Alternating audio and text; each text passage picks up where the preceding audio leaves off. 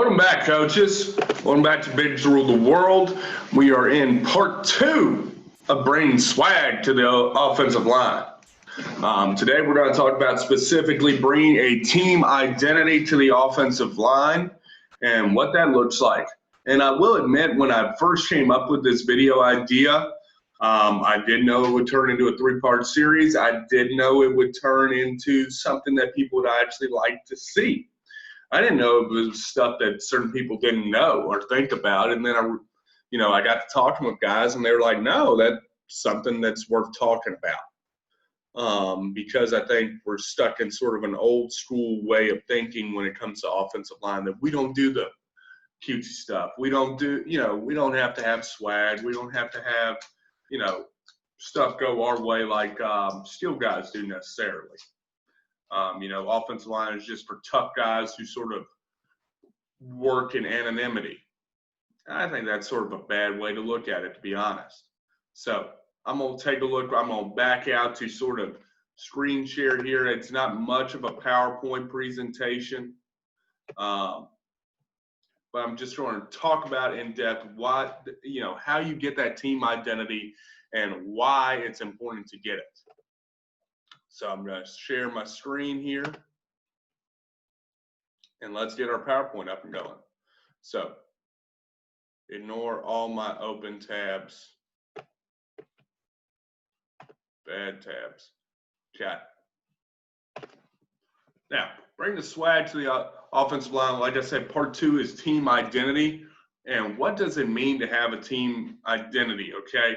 Well, ask yourself that about your team, your high school team, your youth league team, your college team in general. Okay, it's a commonality. We talk all the time about brotherhood amongst our teammates. We talk all the time about, what unites us, what makes us, us.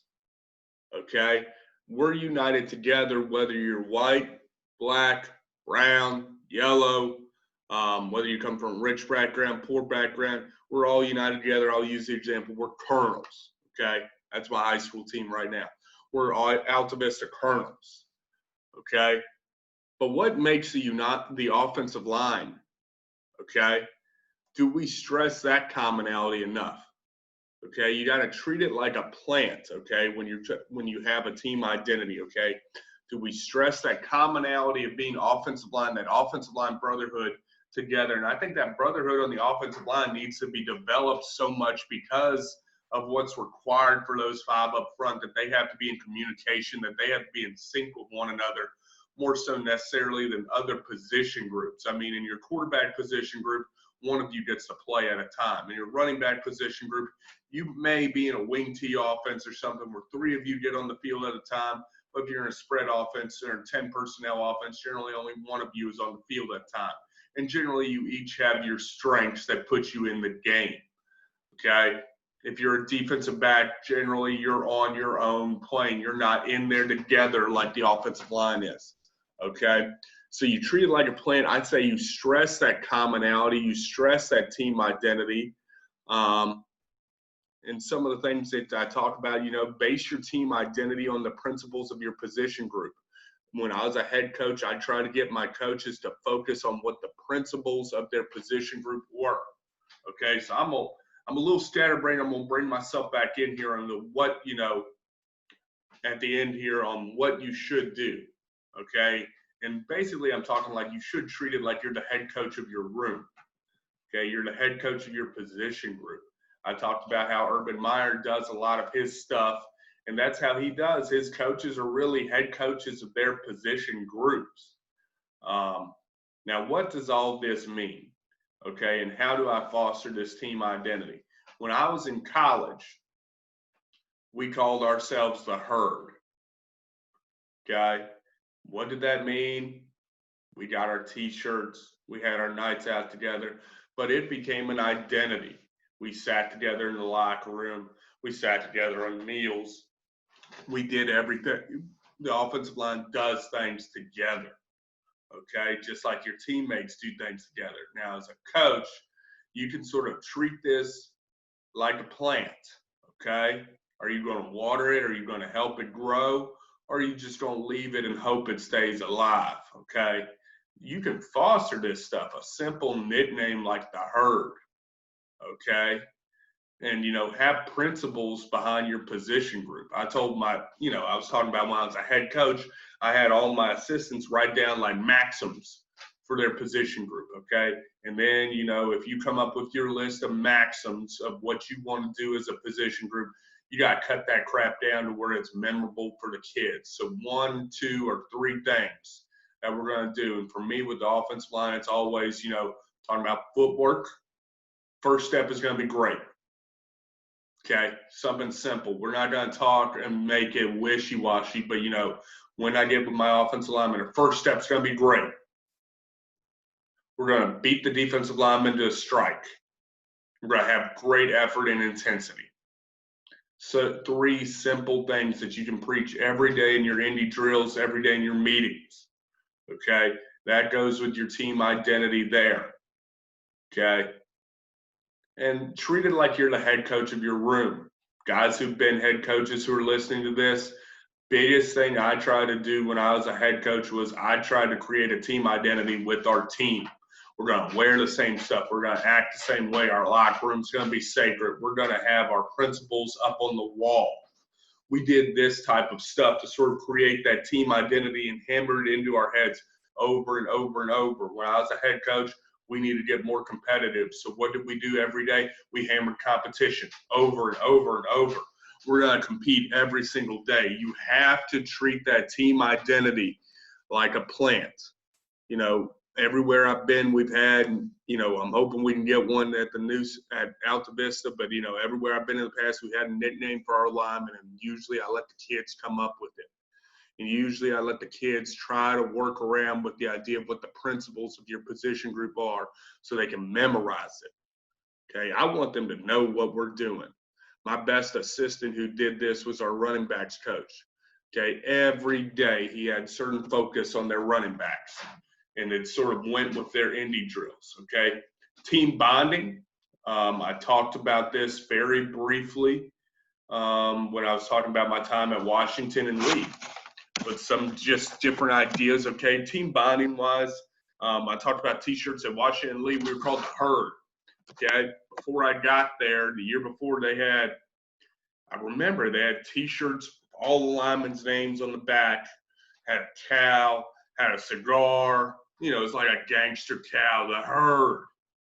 Okay, that's pretty cool, man. Team meals or group unit meals. Another thing we did at Washington and Lee that I was a real big fan of, we did Fat Night. What in the world is Fat Night? Well, every Wednesday, there's a local pizza place down the street from school. We would drive or walk over there, and we'd go eat pizza. Pizza on Wednesdays was like $7.99 for a large pizza, large cheese pizza. And not all the time would we get pizza, but we would go, and it was a thing. The linemen are going to eat dinner together on Wednesdays. One of the cool things we did of that I still, hold as a record, probably it's been broken by now. It's been over 10 years. But when I was a freshman, I was the smallest offensive lineman on the team. And when we got there, the first Fat Night of the year, so Fat Night, it was a big thing on the team. It was really cool, actually. And now that I think back to it, because it was sort of hyped up the whole week. We were in training camp, and it was hyped up the whole week. Who's going to win Fat Night? Who's going to win Fat Night? And I was like, what the heck? Well, the competition was all the new linemen had to come in and eat an entire large cheese pizza by themselves for a race. And it was timed. And I somehow managed to start mine down in a little over 7 minutes. That about killed me. And then I walked back to the dorm because I was like, if I'm going to puke, I'm going to puke on the sidewalk. I'm not going to puke in somebody's car. And that sounds weird, but it bonded me together with offensive linemen. It bonded my freshman group together that we went through that, and I don't agree to hazing or any of that crap. But just stuff you can do together. Go out.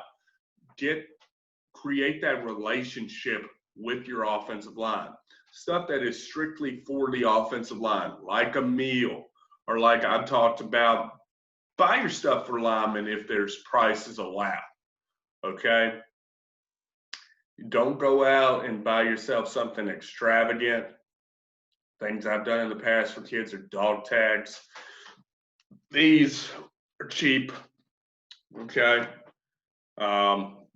These two I got on my wrist right now. Neither one deals with football, but I remember when I was at Buckingham County High School, we bought one for all the kids. Okay, it said Knights Nation. I had that on for years. Okay, something where they're identifying and they're together.